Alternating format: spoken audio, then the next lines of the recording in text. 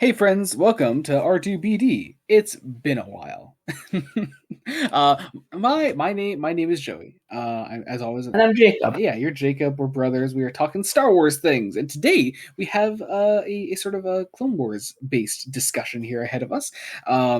As always in R2-BD, we've chosen one visual movie or TV show thing to talk about, one book and one comic. We've chosen for our visual thing. We've chosen Clone Wars Volume 2, the micro series. We covered Volume 1 previously on an episode that has since been lost to time, but we did talk about it briefly on our sort of explaining ourselves video. So we still talked about it, sort of. It was there, in spirit, I suppose.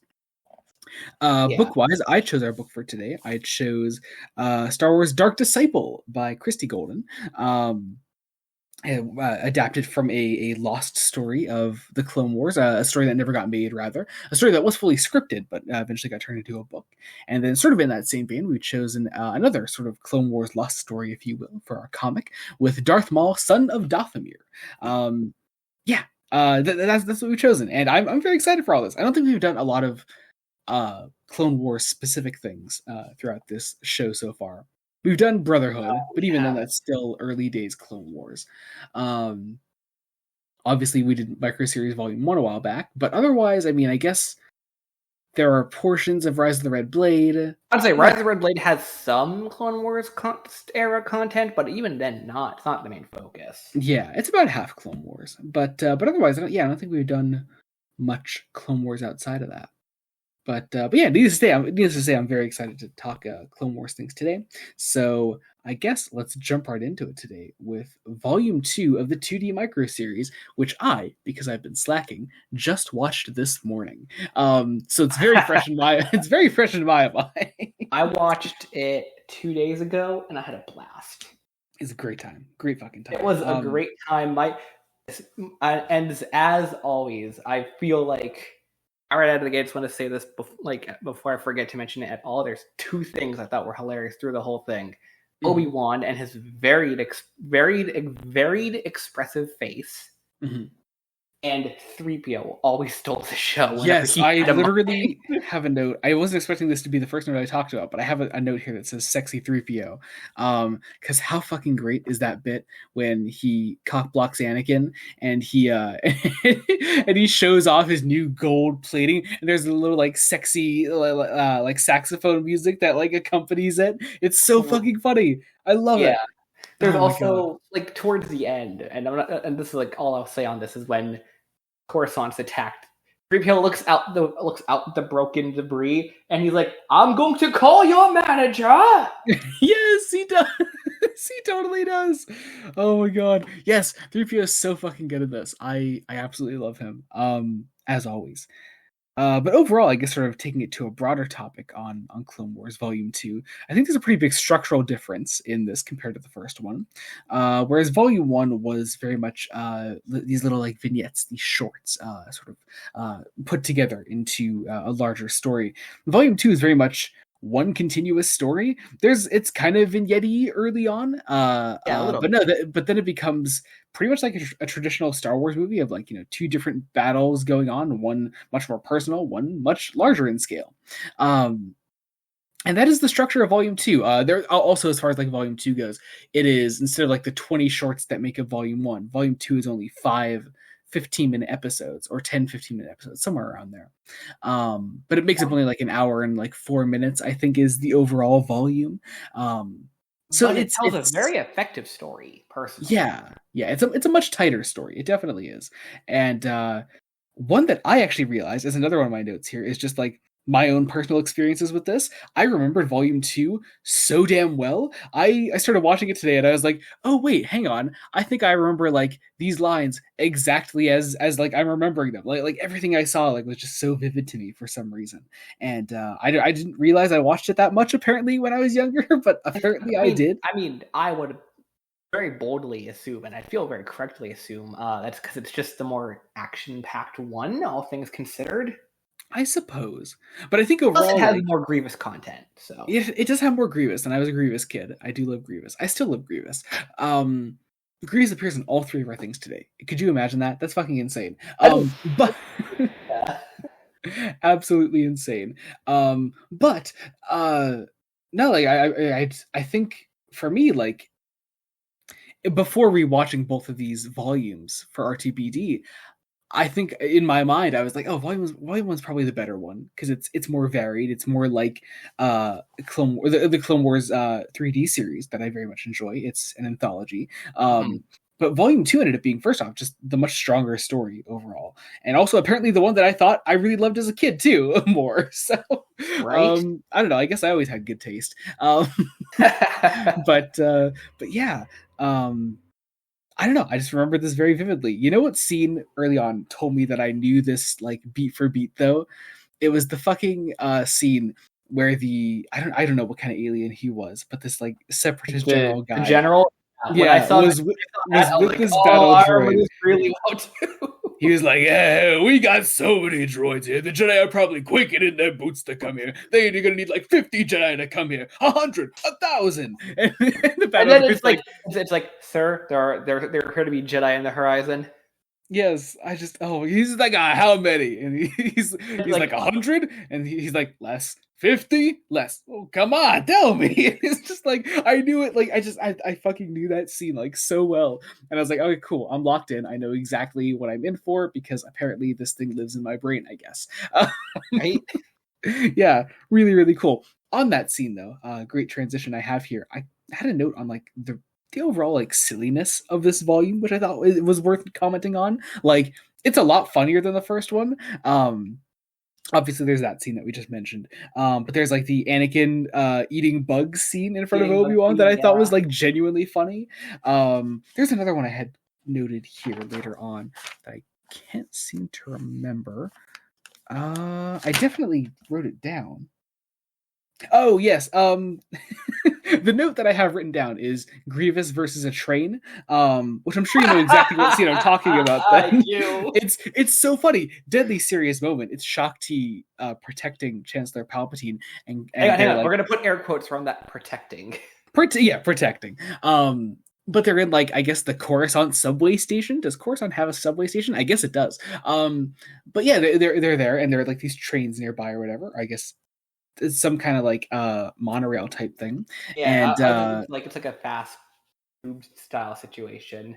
yeah, and as Grievous is like monologuing all evil and shit to Shakti, she like uses the Force to like tie his cape around one of the trains, and so it just takes off and he zips off. And Shakti's like, "Okay, cool, we're good now. Let's get you to safety, Chancellor." And it's such a funny moment. I love that. I think that's so good. You know what I really love too during that whole protecting the Chancellor bit is I love how entirely unconvinced there is a problem.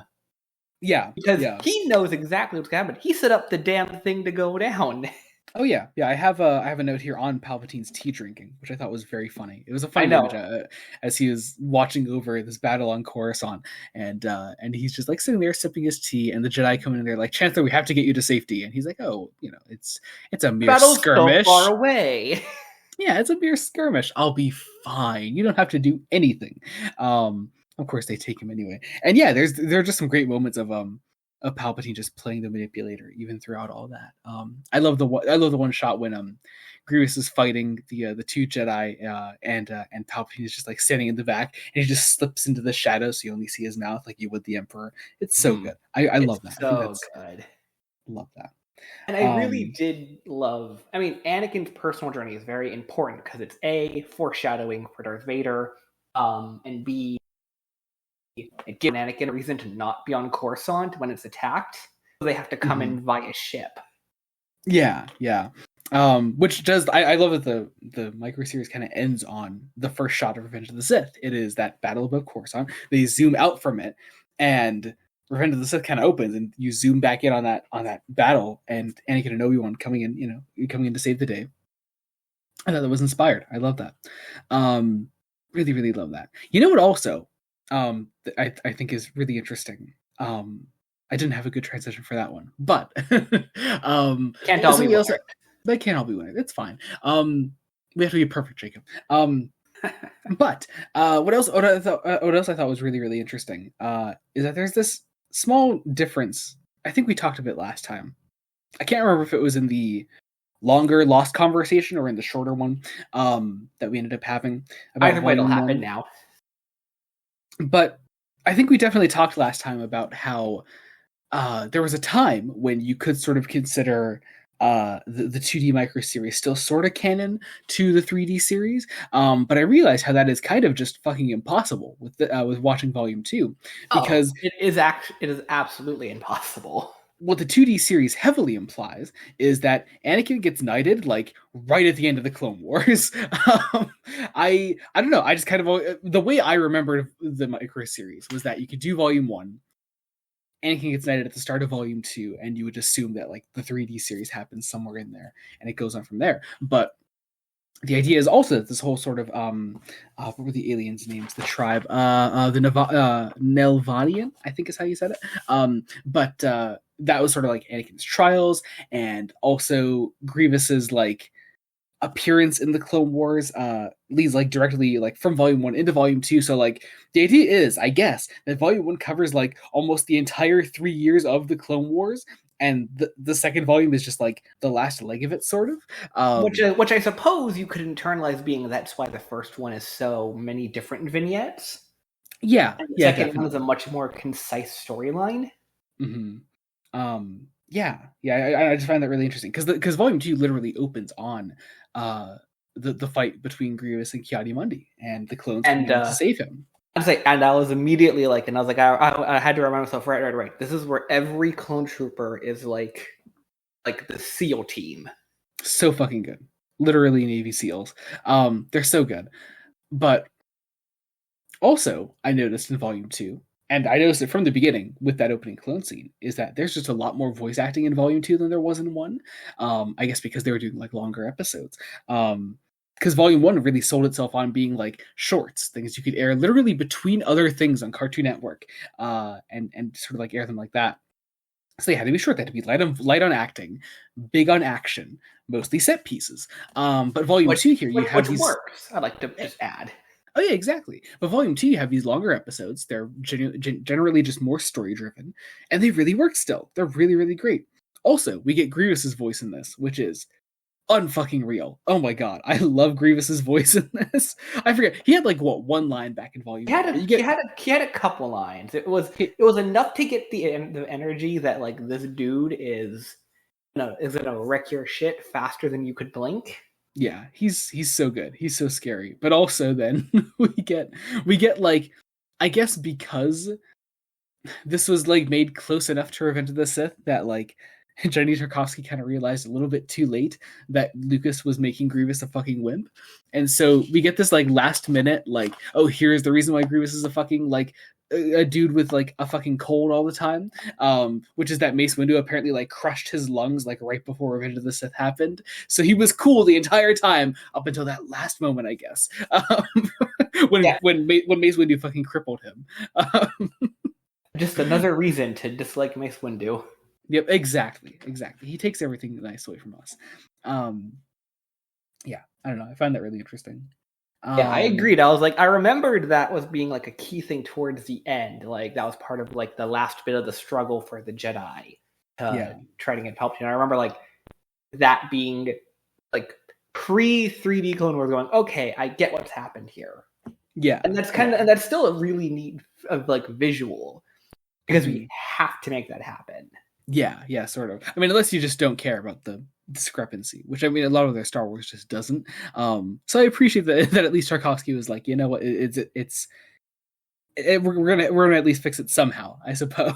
I also personally felt that a lot of the not a lot of the visual design, but the visual design for Volume 2 in general, especially towards the end, was more in line with what would be there on screen for Episode 3. Oh yeah, definitely. Well, there is. I fucking loved that great. Well, in addition to the funny bit of the general watching out for Anakin and Obi-Wan, I love the shot that led into of revealing Anakin and Obi-Wan in their full like almost exactly Revenge of the Sith gear. Different haircuts and all, different robes. They look great, and also I loved the sort of like dialogue leading into that, the trial and all that. That sequence is fantastic. Like we were Master of Head on. It is time for us to become brothers. Loved that. does not become any more apparent than the moment when they fully reveal themselves on the battlefield. I think that's so good. Also, this was just something I noticed, and I wanted to ask you just in general, but the plural of Jedi is Jedi, right? Yes. Do they say Okay. Jedis? Yeah, that general character says they're gonna need like 1,000 Jedis. Well, he's a dumbass anyway. It's fine. I was just trying to remember if like that's where I was just trying to remember that like that was correct. Like the plural of Jedi is Jedi. Yeah, yeah. Um, I do also really like the Jedi Council meeting leading up to Anakin's trials. Once again, it's mostly just Mace Windu stepping in and being like, he cannot be a Jedi Knight, being a little asshole like he is. Has he not disobeyed you, Master Kenobi? To which Yoda promptly is like, "Bitch, sit down. We all disobeyed our masters." Put Mace Windu in his place, which we will also talk more about later when we talk about our damn book. But yeah, you know what also I really loved? I have a note on this. I loved the sort of little Anakin and Qui-Gon dream sequence. I really liked that. Yeah, I thought that was really interesting. Which also heavily implied Dagobah to some degree, which also really works out. It's clearly the visual they're aiming for, like the connection you're supposed to make. Yeah, which also weirdly kind of works out with 3D Clone Wars in Qui-Gon calling Yoda to Dagobah. That's how Yoda finds Dagobah. Dagobah is Qui-Gon from beyond the veil contacting him, which I thought was really cool. Yeah. We don't get much Padme in this. We do get one kind of scene early on. We mentioned sexy 3PO, of course. Yes. But no, I don't know. Padme just doesn't show up much in this, but I do like the scene she has early on with the sort of like secret meeting between her and Anakin, and then she gets Anakin's braid, Padawan braid, after he is knighted, and she puts it in the box that she keeps the sort of necklace that he gave her as a kid. I really love that. I think that's. I thought it was a nice sentiment. Yeah. Yeah. Something that should also just still be canon. The idea that Padme keeps Anakin's braid. Maybe it is, and I just don't know. The thing is, it's one of those ideas that, like, if you wanted to headcanon it, I'm not aware of anything that doesn't make that true. Yeah, exactly. It's yeah, it's kind of like I do that a lot with Last of Us, with like the TV show and the games. It's like there are just certain scenes in the show that they added that I'm like, okay, cool, that's just canon to the game now. All right, that I personally just think is canon now. But yeah, let's see. My next note here that we haven't talked about yet is I love again another scene that just lives in my head apparently that I knew very well. Was the scene where Grievous and Dooku are training, and Dooku is sort of like commenting on Grievous as they're fighting, and one of the last things he says is, "You're holding your saber too tightly," and then he gets the saber from out of his hand, "Now too lightly." I thought it was just fucking great line, mic drop moment. Love that. Good for Dooku. I do also love the idea of Anakin and Obi-Wan becoming like so powerful and so well known that Palpatine decides to send them specifically on a wild goose chase across the galaxy. Right? I love that it's just them. Because he knows if anyone's going to foil his plan, it's going to be Anakin and Obi-Wan. Yeah. He keeps Yoda on Coruscant to help stop the attack. But Anakin and Obi-Wan, no, wild goose chase, send them away. The idea is he tells them that Grievous was spotted in some far off planet and in the Outer Rim, and so Anakin and Obi-Wan go out there to go find him. They don't find Grievous. They do find some Separatist activity still, something related to Grievous. Can you picture Palpatine being like, "Shit, they actually found something," right? Hey, what was with that random ass scene on? It was on Kashyyyk, wasn't it? Because there were Wookiees, they were in the forest. Wookiees, yeah. I think that's just setting up the fact that there's going to have to be a battle there. Yeah. What? Oh, okay. See, I thought, okay, that makes a lot more sense than what I put together in my head. Was that that was where the separatists were hiding their droids for the attack on Coruscant. I mean, that is also a possibility, but the shot sets itself up to me that it's like there's going to be a battle there. This is again where clearly there was some more communication between the development teams. Yeah. I guess that is also, I guess, the one scene that kind of feels more like Volume 1, and that's just this like little vignette of a scene, and that shows that something is happening on Kashyyyk, but then also just never gets brought up again. But I wrote a note about it, and so I had to bring it up, of course. But I think it's the only plot line that is literally you have to go see the movie to understand this. Yeah. Yeah. But then of course we get the attack on Coruscant. Fucking Sacy Tin gets a great moment to shine on the battle above Coruscant. He kicks ass up there. It's awesome. Of all characters, Sacy Tin. Personally, I love how like surprised Pikachu face Yoda is at the Yes. battle. Yes. Also, my next note is also about Yoda. And it is that it was my note here says Yoda closing a door, but I don't know if you know the shot I'm talking about when I say that. Not But by that description alone, anyway. It's this great scene where they're fighting off the droids on Coruscant, and Yoda's on the ground, and these droids come out of this this thing Oh, that's I know them, exactly and all what you're Yoda does saying. is he just force pushes them back into their little tank thing and closes the door on them and just pushes them away. He doesn't fight them or anything. He just pushes them lightly in the other direction, and I really appreciate that. And it casually causes a cascading explosion domino effect. I mean, hey, good for him. As long It's as Yoda. It wouldn't surprise me. It really wouldn't. Yeah. And it didn't. I think going forward, let's talk about the Coruscant battle separate from the cave stuff, because I really want to talk about that. Like, I want to save that for its own sort of discussion. Sure, yeah, I'm happy to separate the two battles. We get fucking Jenny Tarkovsky Magna Guards on Coruscant. I love that. That's fucking awesome. I was just impressed that again, Magna Guards are like this portrayal of Magna Guards feels more accurate to like how they're built up than like any other appearance I've ever seen them in. Yeah, because like there's what 3 of them taking on 1 Jedi, and it's shown as a legitimate struggle. Like they're droids still, obviously. Yeah, well, later on, like Shakti is like surrounded by them, and she has to like take their own weapons to fight them. Then later on, like it's cool. It's really cool. It's shown that they're a legitimate struggle. They're clearly the chief battle droid, if you will. Yeah.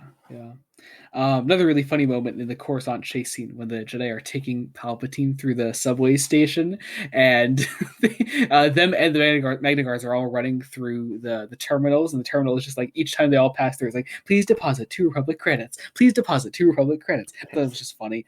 I did like that too. Yeah, I enjoyed that.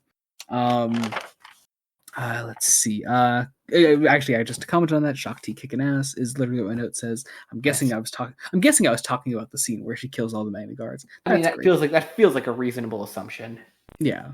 Let's see. Oh, also the General Grievous like forearm reveal. I'm now struggling to remember if he had forearms at the end of Volume 1 in that last scene. know. I'm trying to remember if he did too. If not, that's such a fucking great reveal when he's fighting the 2 other Jedi in front of Palpatine, and then he's just able to whip out the other 2 arms, and their faces at that. Oh, amazing. But I now can't remember if he had them at the end of Volume 1. I know, because it's, to me, that's a great reveal if it's like its proper reveal. But we've known that basically our whole lives, and it's hard to remember if that's its actual reveal or not. Yeah. It is also pretty crazy how closely connected the Tarkovsky Clone Wars and George Lucas's Revenge of the Sith are, because part of the big ending is that in addition to Palpatine, Grievous captures Shakti as well. And do you know the deleted scene from Revenge of the Sith with Shakti? I know of it, but I don't remember what happened. Or rather, there are 2 Shakti deleted scenes in Revenge of the Sith. Okay, I know there's 2 of them, and I know they're 2 different deaths, but I don't know 2 different deaths. There's the one where when Obi-Wan and Anakin first find Grievous on his ship after they kill Dooku, he kills Shakti right in front of them. Like, he's captured her already, and he just kills them as like a show of strength. The other one is Anakin personally killing her in the Jedi Temple during Order 66. Not, of course, also separate from the 3rd other Shakti death in The Force Unleashed when Starkiller kills her. And there's probably another one out there somewhere. How many times does Shakti have to die before they just give up? Crazy. Absolutely. The answer is yes. All of them. But I think that's all the notes I have on the Coruscant stuff. There's of course, I just wanted to say, like, there's of course like more like phenomenal like force battling. Oh, so good. You get more Mace Windu fist fighting super battle droids. It's so good. I love it. I still hold that this and Volume 1 are the most pure form of like the Force in visuals. Because they're not bound by real humans. Yeah. Ugh, utterly insane. I love it. But yeah, Jacob, I think I really want to talk about the Nelvanians. because in Anakin and Obi-Wan's wild goose chase to go after Grievous, they instead find a tribe of aliens on this planet whose men are disappearing, and it's all women and children there in the tribe, and they want Anakin to go find their missing warriors. Well, Because let's rephrase it. They more accurately want someone with a ghost hand to do it. Because they have this legend of a thing called a ghost hand that Obi-Wan is able to translate for. They find out that Anakin is this quote-unquote ghost hand, or they believe he is, and that he will save them. And so they paint him in their markings, these sort of like bugs that crawl around him. And Anakin goes on this fucking weird spiritual journey. And Jacob is one of the greatest Star Wars scenes of all time stuck in this fucking 2D micro series. It very well might be. Because the fucking cave painting scene, man. Oh, God. Cave painting scene, like, I know when we casually talk about, we're like we talk about this a bit, like we acknowledge it's a big part of Volume 2, and we're like, it's a bit weird, but the cave painting always sticks out. Oh, such a good scene, dude. To the point where I remember when I watched the fan-made mega edit of Revenge of the Sith and Siege of Mandalore, they included the cave painting scene as a prologue to the movie. That's really cool. Which I thought was utterly brilliant. I do think it's a little weird, like separating it from the larger context of the micro series, because I do think you kind of need that. And of course, it's one of those things that like you can't just stick that scene in regular Star Wars. I don't think it has to be the way Tarkovsky presents it. Like it is a scene that works because it is presented in the context of the 2D micro series, in my opinion, at least. And I mean, it's obviously set up to be, this is Anakin's folly. Like the message is very clear. Consider. Yeah, it is this haunting scene where Anakin pretty much sees his life. It is this man who goes out and fights some sort of creature, loses his hand in the fight, and grows this sort of aberration on his arm that he quickly finds out he is able to use to fight off said creatures and other sort of threats and protect the ones he loves. He has a wife in this image. And what happens is this hand continues to grow and become unstoppable. And that in addition to defeating the threats around him, it ends up killing the ones that he loves and consuming him entirely, to the point where this fucking hand and these patterns and shapes shift and coalesce into this image that very clearly evokes a Darth Vader helmet by the end. And it is just so fucking good. It is one of the, as you said, one of the best scenes in Star Wars. Like if you took it out of its context, it'd be a little weird. Mm-hmm. Like could just separate it on its own. Mm-hmm. But I feel like pretty much everyone who knows anything about Star Wars would get it. Yeah. Oh God, so fucking good. Also, just a cool classic like folk tale on its own. I think very much also sort of in line with the kind of stories that George Lucas is really interested in telling in a lot of his works. The fact that it is so representative of Anakin's journey, I think, is even more telling. But oh God, so fucking good. But then Anakin goes and finds some very physical threats, not just mental ones. We find out that the Techno Union is here on this planet. They are making new sort of parts for General Grievous to sort of upgrade him, I suppose. That's what it looked and sounded like to me, at least. And they were also building, and it sounds like they were also hoping to essentially build a slave army. Mm-hmm. Because they were talking about a brain chip or something, and they have all of the males from the village. I don't want to call it a planet. I don't necessarily want to say anything else of the planet, but of the village anyway. Mm-hmm. They've also taken all of these sort of Nelvanian warriors, all the men, and they have sort of transformed them, most of them, into cyborgs and brainwashed them, turned them into their own personal army. And then we get this fucking amazing visual as Anakin is able to free them and gets his robot hand destroyed by taking out the power crystal that controls this place in their minds. That when these warriors see Anakin with the burnt off, destroyed robot hand afterward, they all rip off their cybernetic arms as well and sort of treat him like this leader in their tribe. It's such a great moment. Another thing I'm just utterly in love with. Insane visuals. Tarkovsky just has this, I think, great trying to find the right words for it. Has this great, I think, great talent for being able to encapsulate this the story through larger thematic beats rather than more literal specific character beats, I think, is what I'm trying to go for. It's great. I love it. And the other thing I quite liked was the aftermath of freeing all of the men. They return back. They're very much not the shape and form they were beforehand, like when they were captured, presumably. And there is this genuine bit of uncertainty between presumably all of like their wives and like just their loved ones and all of the men, until like one of their daughters runs up and is like, "Oh, you're back, thank goodness," and then everyone relaxes. It's another fantastic moment of where that kid recognizes her father, and all the other kids are reunited with their fathers, and the women of the village like go to greet them. So good. I am utterly in love with it. Also, small thing that I'm just realizing: when did Anakin find time to get a new hand in between this and immediately being called away to rescue Palpatine? I don't know. They show him basically like finishing it, I guess. Yeah, I mean, hey, good for him, I suppose. I guess. I mean, I know Anakin's quick, but I mean, like, yeah, it's really fast. I'm definitely in agreement with you. Right, but yeah, whatever. Oh god, but that's all I have on the 2D Micro Series Volume 2. Oh god, just such a great story. I am so in love with Volume 2.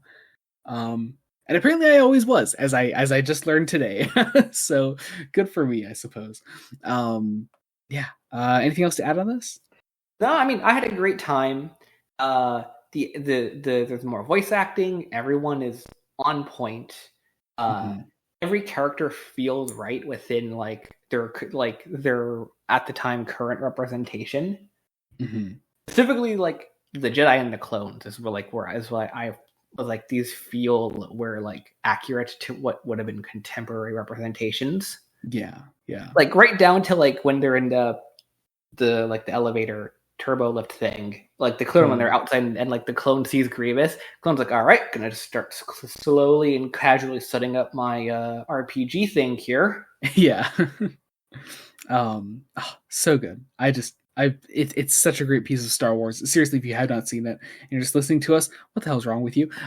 Go watch it. It's amazing. I can't say much more than that. All that said, I think it's time we talk about our comic for today. We have Darth Maul, Son of Dathomir, adapted from. I don't know how far in the scripting process it got. I'm assuming pretty far. A lot of Clone Wars was made really far in advance, which is why we have so many lost stories, as it were, from the Clone Wars. This is sort of the Clone Wars arc that would have happened at some point between the Lawless and Siege of Mandalore, and also definitely would have had to have happened after the Disappeared, the last TV appearance of Mother Talzin. That's true. Yeah. Yeah, so somewhere late season 6, early season 7, I suppose, or if season 6 was longer, maybe like very into season 6, somewhere around there. So I kind of have to also at this time talk about Dark Disciple as well, if only in like its nature as a lost Clone Wars story. In that I'm glad we have both of these stories presented somehow for us to still read these days. Dark Disciple, I think, works perfectly as a book, and in that vein, I also think Son of Dathomir works perfectly as a comic. If we're not allowed to have it on TV, I think it's a great the comics is the right way to sort of continue to present that story somehow, because it's a very visual story. It's a very action-packed story. I read this thing in one night. It is such a quick story. It goes by so fast. That it only took me one night to read it too. So yeah, if this was meant to be a 4-part arc, I gotta be honest, I'm not sure how much I would have loved it, because there's just not a lot that happens. I mean, I guess the number of minutes of any given episode would have been taken up by like any 2 panels of like dialogue, right? Yeah, I suppose. Would have been like slightly more long-winded conversations. Yeah. It's weird though. Like, it's good. I really enjoyed this. It's good. It's good for a really quick read that it is now presented as. But I'm not sure how much I would have loved this as a TV story, to be honest. I mean, sure, there's definitely definitely scenes and action pieces I'd love to see on the screen, as it were. Mm-hmm. But I'm with you. I think it works better in this quick, more snappy format. Yeah, yeah. Because the broad strokes are Maul's imprisoned. He was captured by Sidious at the end of the Hang on, Lawless. hang on. I could. I want to do one thing when you can and cut you off 2 seconds. Say the even faster broad strokes is this is the only time Palpatine's plan could have gone off the rail. Yeah, pretty much. Yeah, like Maul's imprisoned after the Lawless, which quick moment to just appreciate the Lawless. The Lawless is my favorite Clone Wars episode of all time. I love it so much. But yeah, so coming straight off of the Lawless, Maul is captured. He is in prison, or in Palpatine's personal prison, I suppose. I'm not sure what I had assumed happened to Maul instead before I read this. I mean, yeah, I think we all make some like unconscious assumptions, but I'm not really sure what those were. Yeah, I think I had sort of rationalized it in my head as Sidious let him go, because Maul's role in the overall plan is to, if you take Siege of Mandalore into account and assume that, I don't know, maybe Ahsoka and Darth Maul are part of the plan somehow, if the plan is to make sure Anakin is more isolated when Palpatine digs his claws into him in Revenge of the Sith, then maybe this is it. Maybe this is the purpose. Maybe Maul is here to, or in Siege of Mandalore, if Maul's purpose was originally to try to get Obi-Wan to Mandalore, because we know that for a fact. He wanted We do know Obi-Wan there. He wanted Obi-Wan there instead. If the goal was to get Anakin isolated, then yeah, either getting Ahsoka or Obi-Wan there helps Palpatine's plan. So I think I had assumed that he left Maul on Mandalore, but no, he straight up imprisoned him, wanted to kill him, I suppose, or use him for information. I mean, I'd like to point out that Palpatine is like he's a control freak. Obviously, it goes without saying. So Maul being alive, period, full stop. Like not just like alive and like in a prison, just alive is already a kink in his plan. Yeah. Like Maul presents an issue that should have been dealt with like 10 years ago in like Star Wars time. Yeah. Because that is an unknown variable. Maul could do anything. Yeah. Well, because I think that's often represented in the people of Dathomir in general. Not just Maul and his fellow Zabraks, but also the Night Sisters as well. I think they're always sort of represented in Clone Wars terms, at least, as this sort of kink in Palpatine's plan. That even right down to when it didn't have anything to do with Dathomir, when Ventress was simply Dooku's assassin, Palpatine still saw her as a threat. Probably because he knew where she came from and knew what she was capable of. And so we have Maul here, this loose end, who has been captured, and something else that I never realized that I have a note on here that I think is just important to bring up. I never put together that Dooku and Maul had never met before. I think it just kind of assumed that there was some kind of overlap, because we know there was like overlap in like the late Phantom Menace, the late time between Phantom Menace and Attack of the Clones, where like Ventress was part of things before the Clone Wars even happened. So I don't know. I always assume there's some kind of overlap of some sort, but no, they just never met. The comic kind of confirms this, that Dooku and Maul have just never seen each other. Which I just find interesting. It is interesting. I absolutely agree. Yeah. But Maul is rescued then by the Shadow Collective, and Grievous is sent after him, and we get some great action set pieces early on. We have like Maul versus Grievous, which is very, very interesting. They have some really great interactions. Those are the action set pieces I was referring to that I would be most interested in seeing on screen. Yeah. Mostly because it's another one of those like, these are just characters we never saw together in the show. So yeah, I would certainly like to see them interact, but beyond that, I don't know. Maybe this is a good like 2-3 episodes at a stretch. I can't see it being a full on 4-episode story arc, but no. For whatever. What is it? Like however many comic issues this is, yes. It's 4 issues, yeah. But all 4 of these issues certainly do not make up an entire episode of Clone Wars in each one. No. And if they do, you're really stretching it. Unless there was more maybe in the original TV arc that was planned that didn't end up in the comic, I don't know. But yeah. But overall, right now, Palpatine's plan is we're going after Mother Talzin because that bitch is still out there somewhere. That's like yet another loose end. Another loose end. Yeah, we sort of have the Shadow Collective like hiding out on Dathomir during this time. We get this great scene where Dooku goes out and like murders a bunch of Zabraks on Dathomir. And as him and Grievous like go after the Shadow Collective. They themselves are captured. The Shadow Collective captures both Dooku and Grievous at the same time. Utterly insane, but also I think a true testament to the threat that Maul poses to not just the Separatists, but Palpatine's plan as a whole, which I find really interesting. As represented by the one phenomenal panel in this comic of when Mace Windu is like, hey, Maul has like prisoners. It seems like he's caught Dooku and Grievous. Palpatine's like, oh, that sucks. Oh no. Anyway, yeah. I mean, it does actually suck for him, of course, but yeah. I just have some notes on like certain, I guess, good guy characters, if you will, that show up in this because there aren't that many of them. No, there aren't. You get Obi-Wan, Mace Windu, bitch ass Mace. Mace Windu also appears in all three things we're covering today. How about that? I just don't think you'd get that often. But yeah, that Aayla Secura shows up, Commander Cody, Master Tipley, which is really interesting. Also definitely means this has to be post season 6 because her sister is dead. So there's that. Yeah, you remember Master Tipley, right? You remember what story arc she was in? Yeah. Not necessarily what story arc off the top of my head, but I definitely remember them.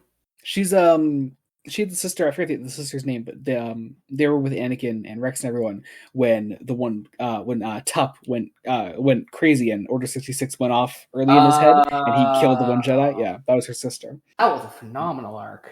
Yeah. Oh, such a good arc. Oh my god, that whole Fives arc, amazing. Yeah, I have a note here. The nightmares can end. I'll say on that. So good. Oh, unbelievable.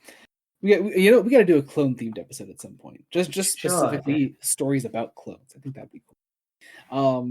Anyway, but let's see. I have a note here on Sidious and Talzin's history, but I will admit it's been a fair few weeks since I've read this, and I don't remember what that was referring to. It looks like it's referencing that.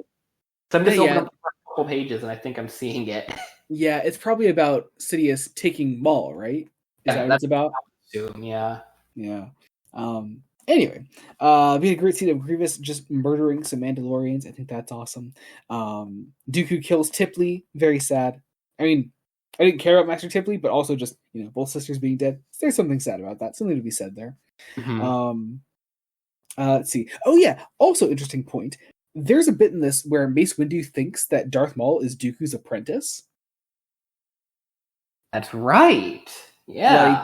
They have a master apprentice dynamic here that because they still don't know who Sidious is, even though Obi-Wan was directly told who he was. They still don't know really who Sidious is. So the implication here is when they see these two Sith Lords now working together, well, temporarily working together, because again, Maul still has Dooku in his clutches. They think that Maul is working for Dooku and that they are master and apprentice and that they have finally found the two, the rule of two Sith here. Really, really interesting. I just found that fascinating. But yeah, Dooku is taken to Talzin. Talzin tortures Dooku. I forgot about this note here. Oh yeah, okay. So did you have a problem at all with any of the dialogue in this? Might sound like a weird thing to say. I take it there's something specific you're referring to. I guess I must have had a problem with this, looking at my notes. Because I'm now remembering thinking that it's hard to get General Grievous dialogue right, isn't it? I think it would be hard to write Grievous dialogue. Yeah, you have to he's kind of a funny character, but yeah, there are certain moments when if you write a Grievous line down, and even if it's funny, Grievous can be funny, but it just doesn't sound like him. I forget why he says this, but I have written down here. Oh, Grievous which says line? I Grievous probably has blood is about to spill. All right, and I'm just yeah, that there sounds there right. is there is no possible world in which I could ever imagine Matthew Wood saying that line as Grievous. Like I can't possibly imagine that. I mean, I feel like Grievous dialogue in general, especially when you take like his Clone Wars appearance, like his the Clone Wars appearance into account, which is what most people would do now, I assume. Mhm. I feel like his dialogue becomes hard to write. I suppose, but then also like on like writing like funny Grievous, there's also like the genuinely great bit in Duel of the Droids when Grievous is talking to R2 and he's like, "There's no need to fear. We're all droids here." It's like, what are you saying? But it works. It works for some reason. No, I what don't it is know. because that's definitely due to his delivery. Yeah, but also there's like I don't think Grievous dialogue can ever get more ridiculous than time to abandon ship. You know? Like why is he saying that to himself? He's like what? Like the bit I'm talking about in Revenge of the Yeah, Sith, right? I know exactly what bit you're referring to. Yeah. Like I don't think Grievous dialogue is allowed to get more stupid than that. You know? um we're all droids here? Definitely pushing it. Blood is about to spill, all right? I'm not quite sure. I'm just a little on the fact that again, I can't imagine Grievous saying something like that for some reason. I cannot wrap my mind around that. It's weird. That I don't reaches know. levels of unbelievability more than like ridiculousness. Yeah, yeah. But whatever. I've definitely stayed on that topic far too long.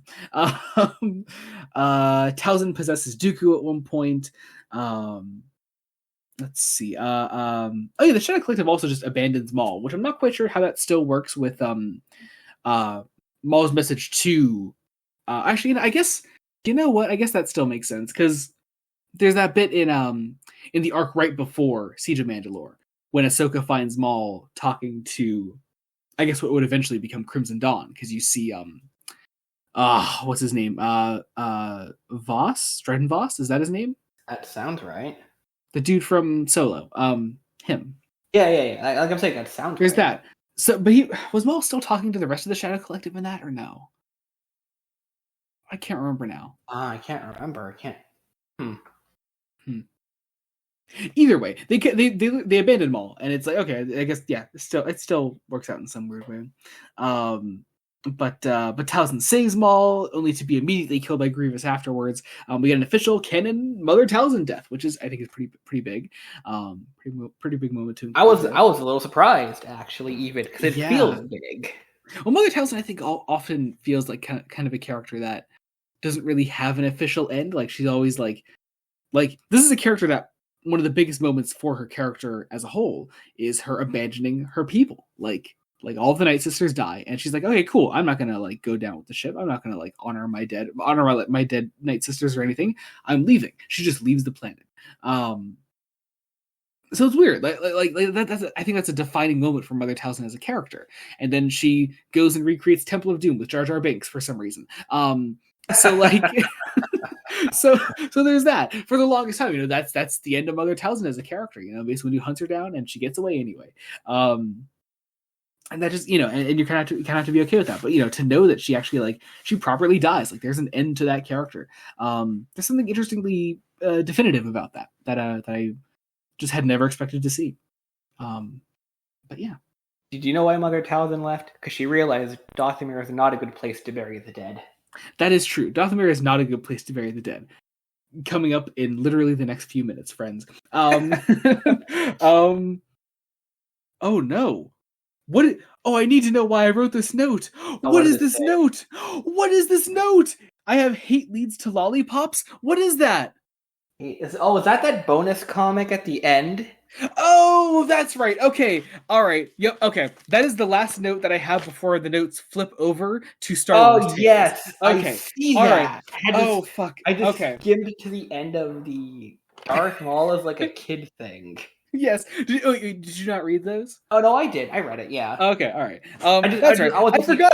I forgot about that. comic I and like forgot they look were at even it. included because okay, here's how my notes look to me right now is I have 2 pages of the Son of Dathomir notes. I have the main stuff which we just talked about, and then the last 4 notes which I needed an extra page for go into the Star Wars Tale stuff. But the last note on page 1 is hate leads to lollipops. So I did not at all associate that with the following 3 notes, which are the rest of the story titles in Star Wars Tales 7 through 9. Oh my god. Nice. Anyway, so there are some fun little Star Wars Tales stories at the end. Hate leads to lollipops. There's Baby Darth Maul goes to the dentist, and Baby Maul and Teenage Vader, which were all just a good enough time, I suppose, and they're included in the collected edition. It's also important to note that Son of Dathomir was a story that was originally published under Dark Horse Comics. And was since taken up by Marvel and is still considered canon, and is since published by Marvel. Star Wars Tales was published by Dark Horse, and so I guess that's why that was included in the original collected edition, and they just kind of kept it for the Marvel collected editions. So it seems like it definitely, like, as I got to the end, I was like, what? Yeah. Well, it even says in the back that it collects Star Wars Tales 7 through 9, which good for them, I guess. But yeah. I think that's about everything I have though on Son of Dathomir. Anything else you want to talk about with that? Nothing that we didn't touch on, outside of the fact that Grievous really does sometimes get the short end of the stick in terms of storytelling. He does get a kill though. He gets a very important kill. He kills Talzin, so he gets a couple of good kills. I will agree. Yeah, I think we're recording this on Halloween, by the way. It's worth noting. I've been watching a lot of horror movies lately, so I'm very much in a slasher mindset. As long as Grievous gets some kills, I really don't care about his character anymore. I really don't.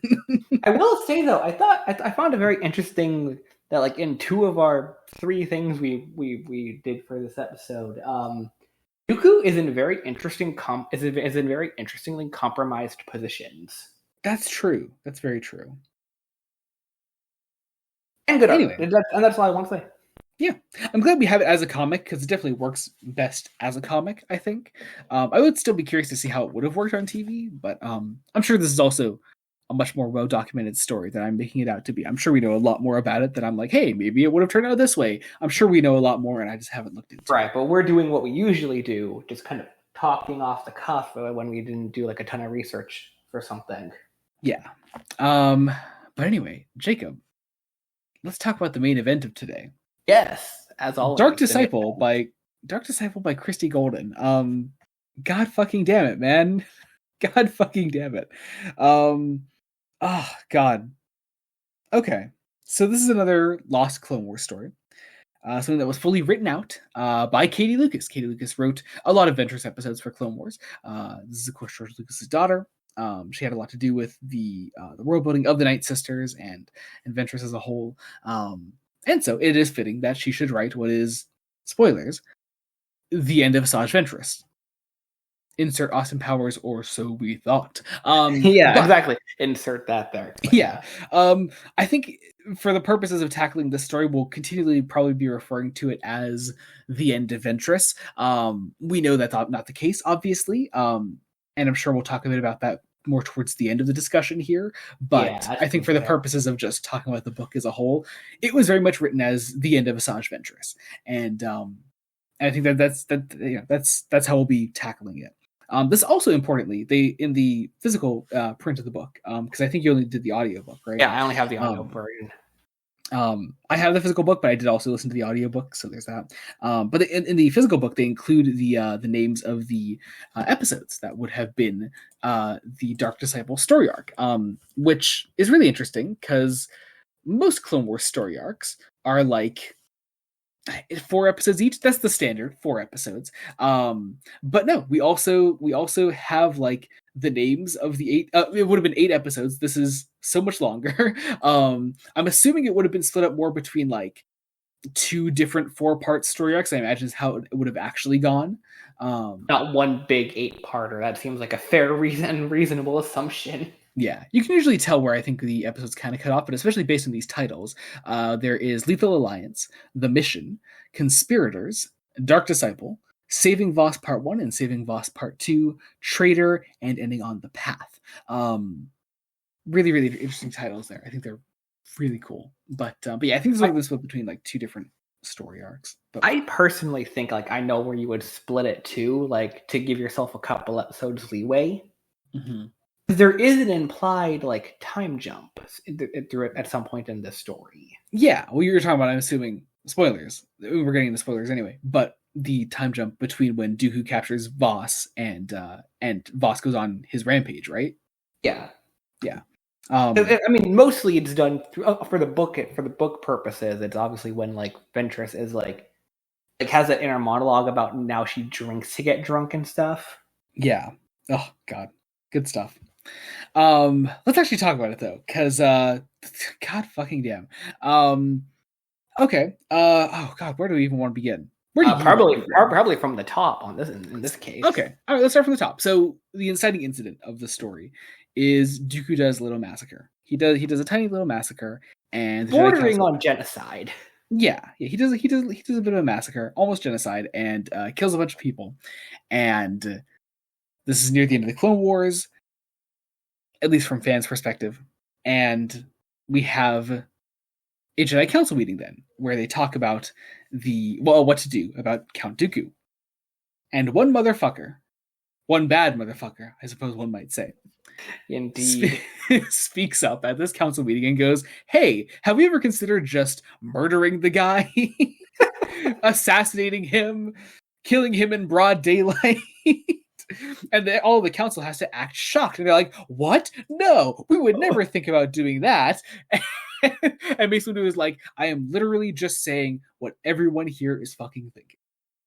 And everyone, bar Yoda and Obi-Wan, unless I'm misremembering anyone else raising an objection, is like, you know what? That's not the worst idea I've ever heard. Yeah, I think we should do a little murder. And so Yoda reluctantly agrees, I remember, and Obi-Wan is still, I think, the only council member who votes against it, even though he's the one who knows to put Voss on the job. Yeah. Well, yeah. So the idea then is that they need a sort of more reckless Jedi, someone that is willing to sort of get into a less than ideal circumstance in order to fulfill this mission.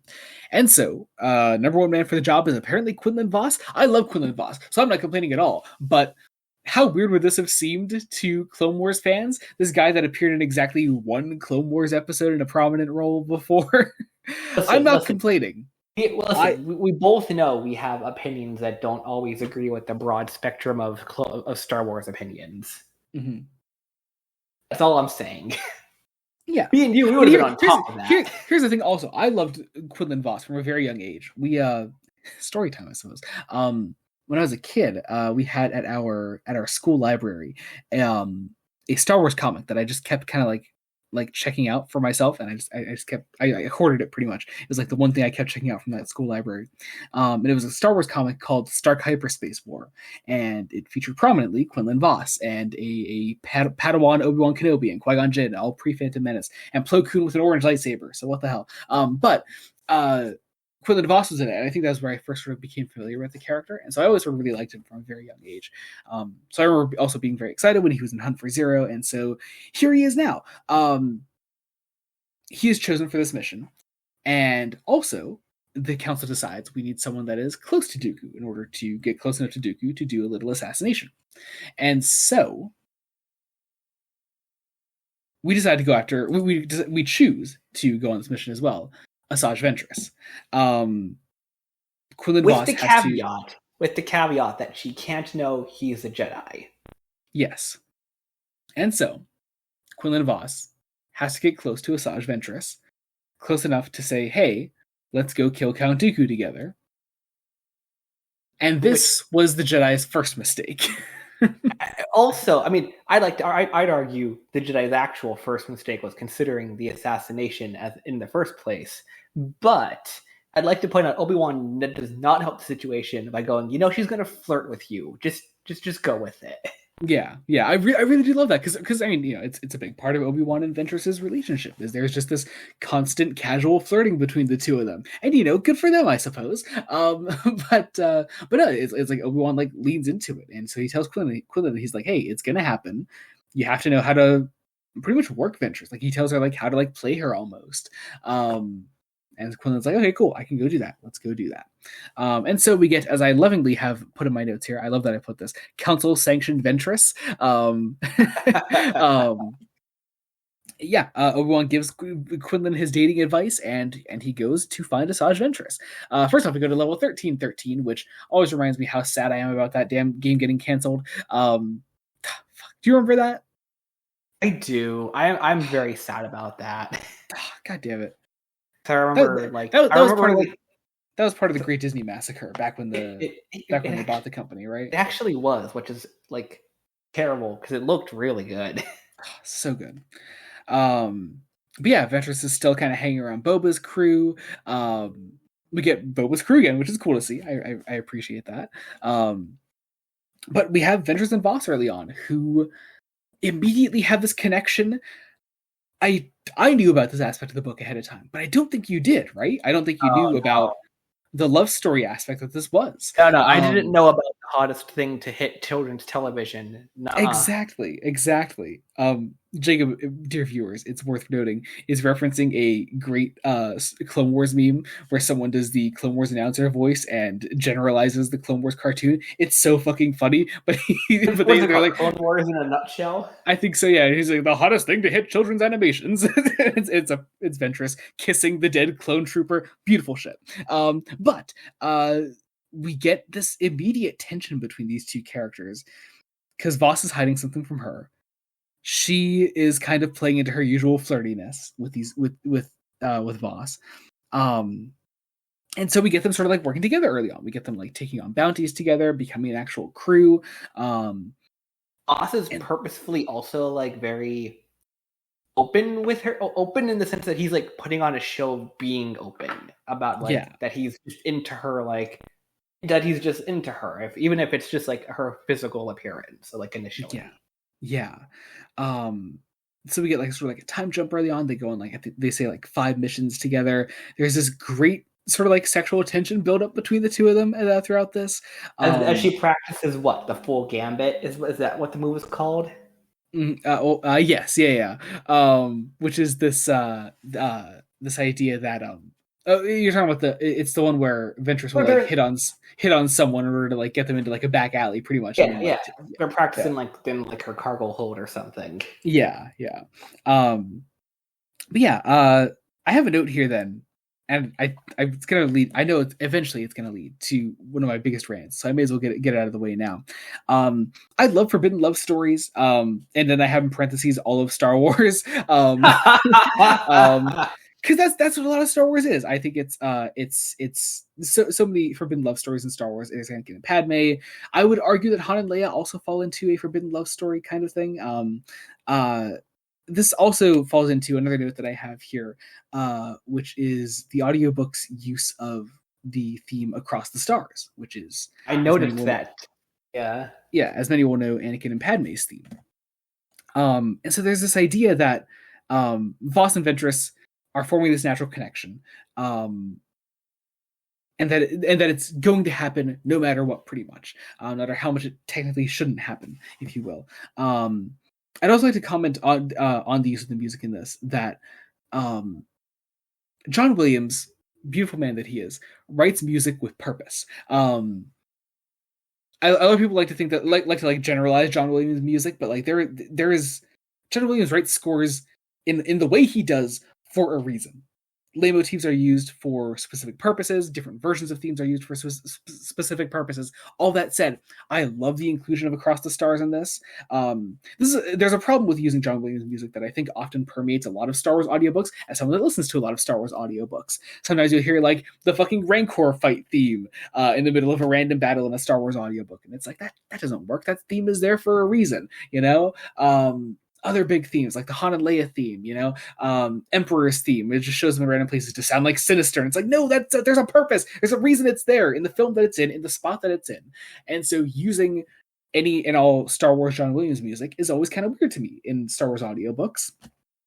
But there's something so specific about the use of Across the Stars in this that really, really works. And that is that Ventress and Voss's relationship so perfectly mirrors Anakin and Padme, to the point where it's called out in the book. There's a It is, conversation. yeah. There's a conversation that Anakin has with Padme, where he's like, "Oh, Ventress is evil, and so we can't like sympathize with her, and she tricked Voss and all that, and they're in this relationship. We can't sympathize with that." And Padme's like, "Yes, we fucking can, dude." No, hang on. It's great. It's specifically to when Anakin starts saying the Jedi mantra to his wife that Jedi can't form, and he stops because he has like there's the internal monologue thought of something about that sounding hypocritical as he's about to eat dinner with his wife. Yes. Oh, so good, so good. And I so, mean, what would the Jedi Council be though if it wasn't full of hypocrites? Exactly. But yeah, I love that. I think that's amazing. I also just want to talk about I think just romance in Star Wars, romance in sci-fi in general. Specifically the physical, sexual side of things. I think it's a sentiment you hear a lot these days. I'm sure you've heard it a lot. People talk about what are constantly deemed unnecessary sex scenes in things. I know for some reason that this was a criticism that was leveled by weird people at Oppenheimer, which is always really funny because I think the sex scenes in Oppenheimer are absolutely vital to tell that story. Yeah, I mean, I was gonna say if you know anything, it's actually a little specific to know this, but if you know about Oppenheimer's life, it's kind of important. Yeah, only kind of, yeah. but no, I think there's this. I don't want to call it a generational thing, because I think that also includes me in that conversation. But I think it totally is in a weird way. There is a specific part of a younger generation that has. I say this as someone in his 20s. This a younger generation of people that for some reason are weirded out by sex scenes and things. I've noticed that too. Yeah, it happens a lot lately, doesn't it? And so I remember also loving this very mild spoilers for a High Republic book called Temptation of the Force. Yeah, I had a whole ass Twitter rant about this. But yeah, it is. But no, scenes like that, especially in media in general, in sci-fi, but in Star Wars especially, there's this idea that these franchises should almost be allergic to sex for some reason. But no, it's there's obviously a place for those kind of stories and those scenes in these franchises, even if they are quote unquote children's or family franchises. But when you're dealing with what are explicitly adult books like Dark Disciple and Temptation of the Force, yeah, they're specifically aimed at adults. Yeah, these are stories that need to be told in a certain way. And I'd like to point out, this is on point, just as a thought, that even some of the other High Republic books that are aimed at younger audiences, there's the young adult books that deal more with the long lines of having crushes. Yeah, exactly.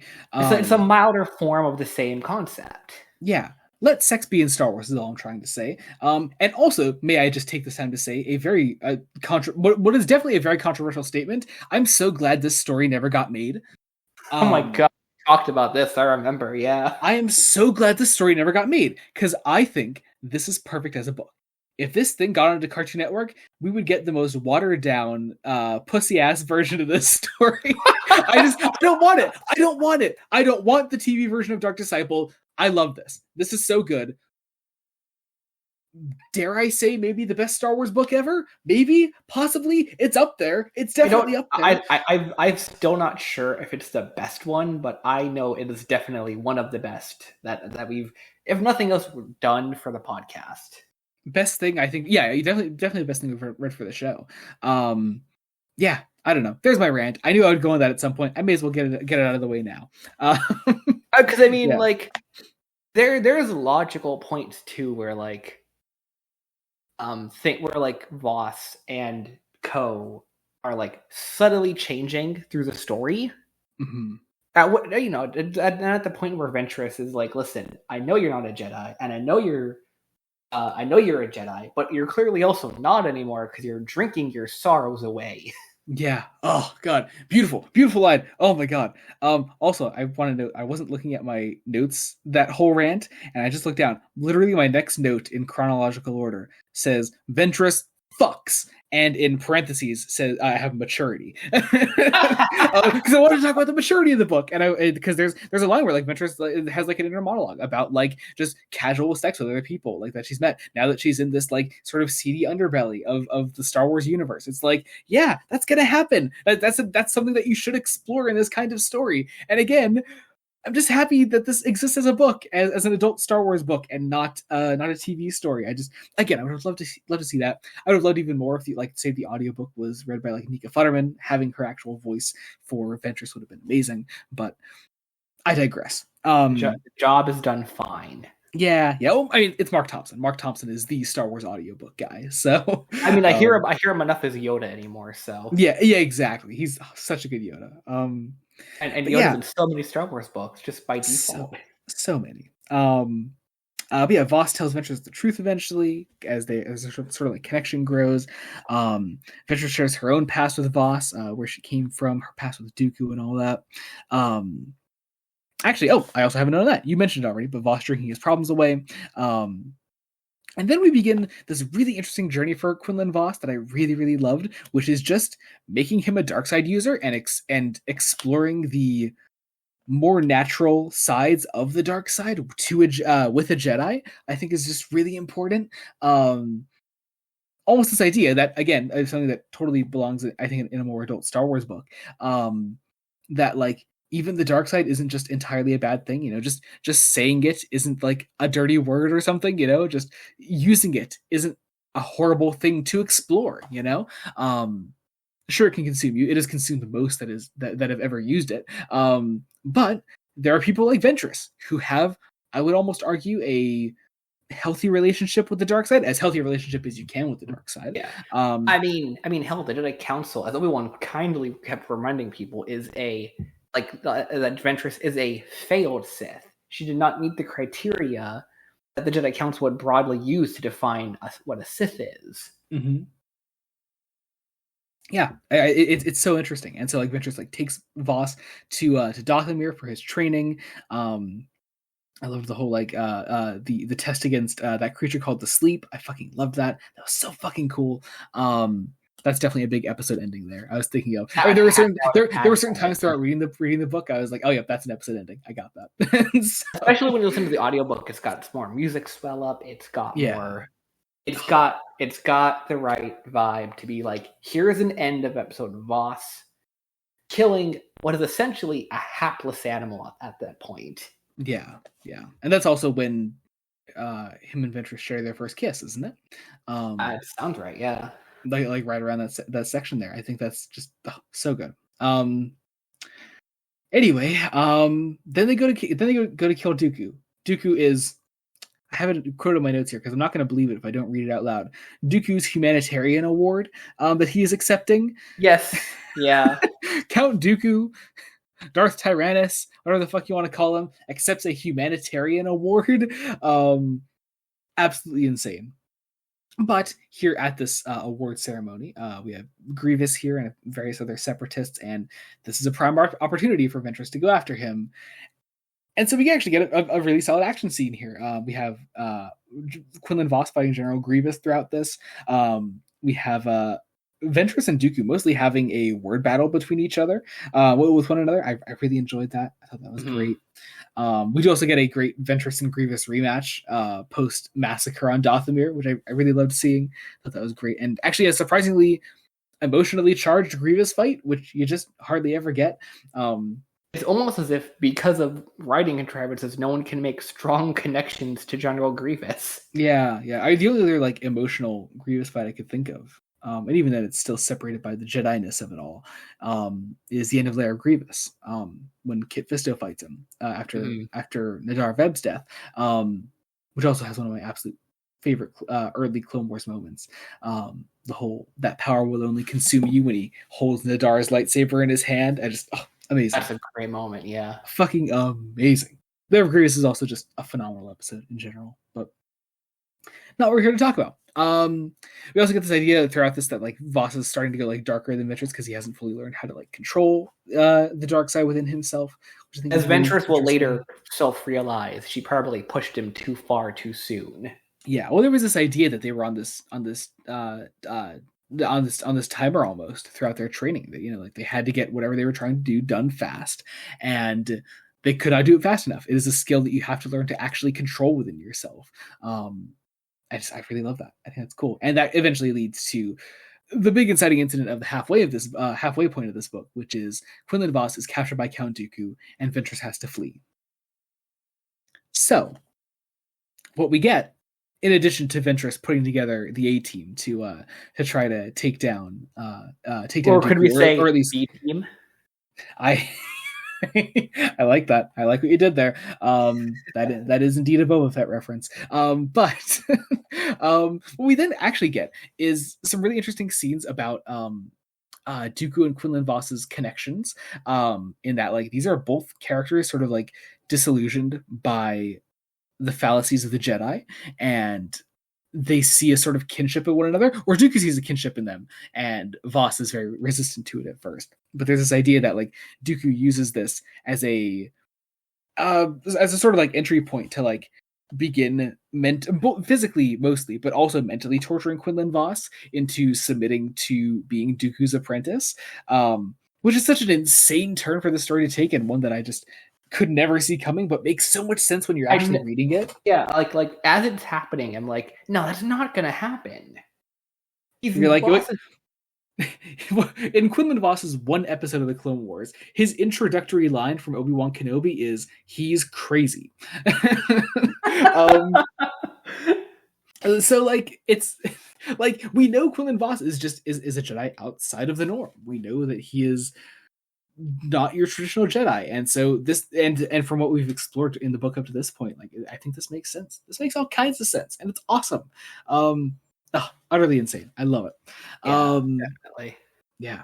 But then also let's twist the knife even further, because we learn that in Ventress's time as Dooku's assassin, she is also responsible for the death of Quinlan Voss's master. Something she knows, and she does like do, and like is revealed to the reading/listening audience through like internal monologue as part of his dark side training on Dathomir. Yeah. It's such a good moment, and like Voss is like naturally resistant to this at first, but like when Ventress eventually does come face to face with Voss again, like that is the thing that makes him snap. Like the one thing that Voss had to hold on to throughout being tortured by Dooku is the fact that even if he was abandoned by the Jedi, even if he was being tortured by Dooku, there was still the idea that he had this connection to hold on to, that he found someone that he actually cared for, and that even she could hide something so massive from him, is just utterly breaks him and causes him to give in to Dooku. Such a great moment. Utterly in love with that. Yeah, they come face to face again.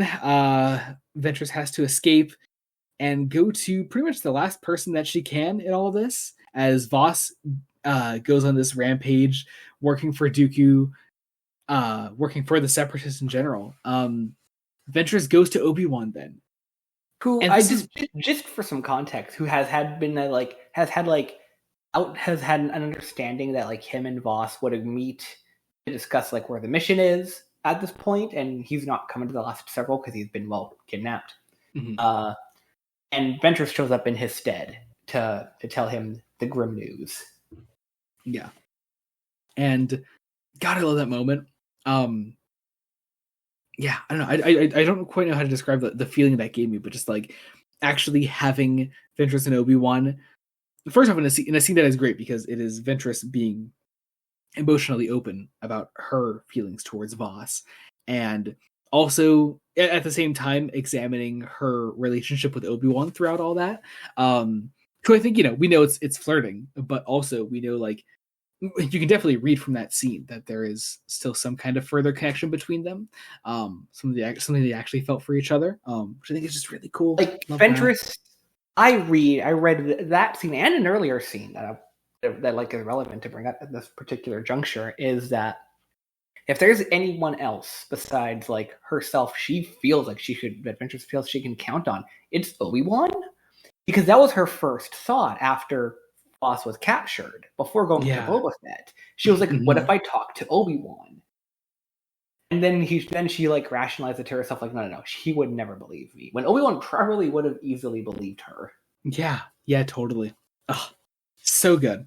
And then Obi-Wan takes Ventress to the council, to the Jedi Council, who, first off, after some mean-ass reprimanding from them, hated seeing that. Yeah. But they offer her a clean slate in order to get Voss, return him to them, return him to the light, essentially, or try to. And so she accepts. She goes to save Voss. There's this idea of Voss pretending throughout all this, which we don't even we do sort of get definitive answers on by the end, but we don't know how, like, exactly how deep it went and how undercover he was throughout all of it, because like Voss still did commit atrocities under Dooku. Under the name, what was it? Was it Captain Enigma, Sergeant Enigma, something like that? General. I think it was General Enigma, because everyone's a general in the army. They lead forces. Yeah, there's a train outside. I hate it. I'm not cutting this out. Fuck it. Anyway, I just have a line here. I'm trying to think of what line this was in response to, but my note here says, "Mace, you caused this," and I can't think of. it was probably just Mace. Oh, this is during the meeting when Mace is like, "We have to like stop this rogue Jedi," to which Ventress rightly points out, like, "You sent him to me. Yeah, this was your idea." Yeah. Well, I think the note I have there is after they have gotten him back to Coruscant. Yeah, I'm sure there was some specific thing Mace said that pissed me off, but there are a lot of things Mace Windu says that pissed me off. I'm just going to say, the more we read and listen to for this podcast, the less favorable light Mace Windu falls into.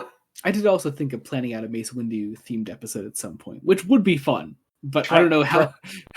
Try to regain some of that goodwill he's lost.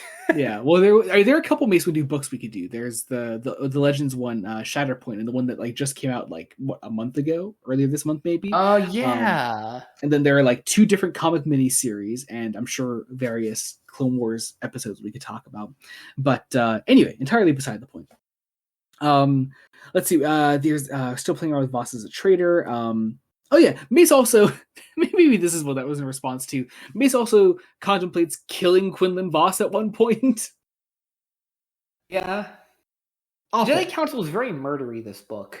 Mace Windu is murdery. I fucking hate this guy. He's great there. Like, that's also the thing, is that like it's not like I hate him, so he's a bad character. Like, he's an amazing character. And I think the further we push his moral dubiousness, while still judging Anakin for every minor mistake he makes, is what makes him a compelling character. I love that. Anyway, let's see. Oh yeah, there's this idea of like Dooku offering Voss the chance to like kill Sidious with him and become the two after Sidious is dead. I really love that. Voss kidnaps Dooku then. I have another note here once again. I don't know what this is in reference to. I just have Mace Windu sucks as another note. Oh, that could be. Oh, I definitely don't know. What are its surrounding notes? Voss kidnapping Dooku, and the one right after that of Dooku contacting Sidious, which is like right before Ventress dies. So that's like right at the end. I don't know. That could be anything. I don't know. Mace Windu sucks. Maybe I just wanted to reiterate it. I don't know. Anyway.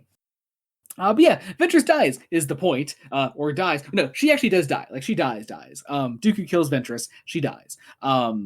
Saving Voss. Just want to put that out there. Saving Voss.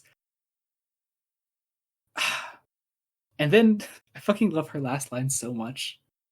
Do you remember her last line? I know you don't write notes like I do. Strictly off the top of my head.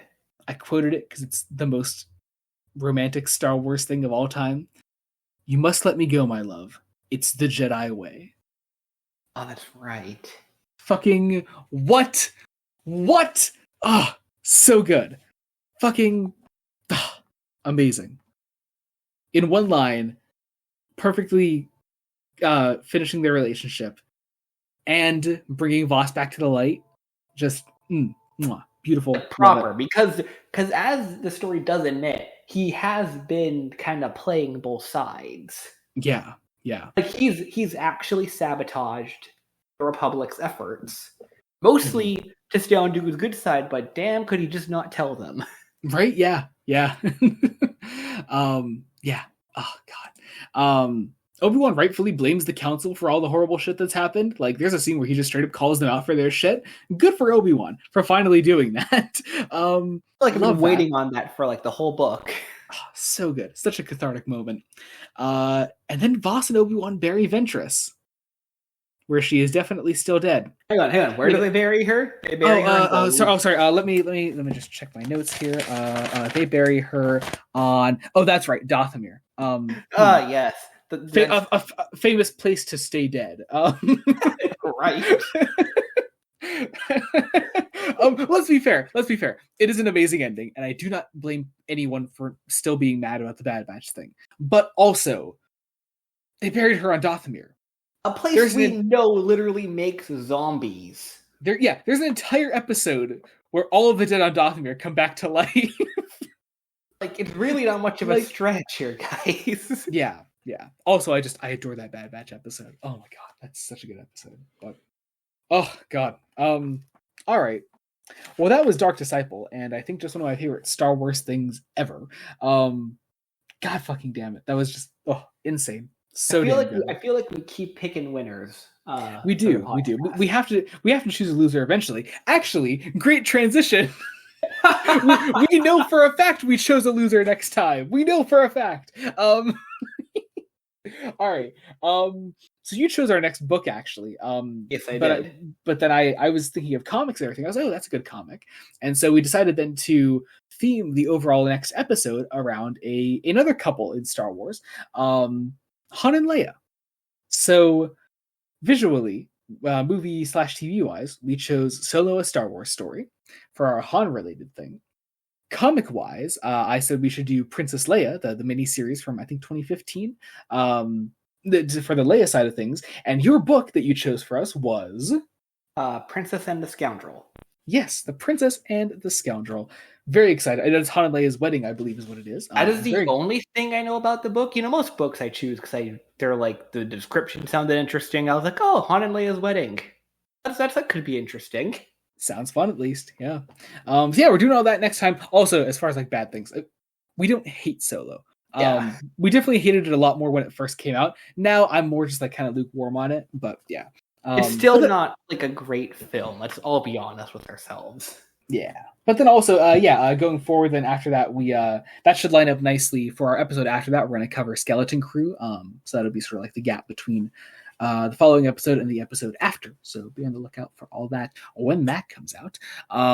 Also, as always, my link tree will be in the description below, wherever you want to follow me, as well as Jacob's Twitter. You can follow him there.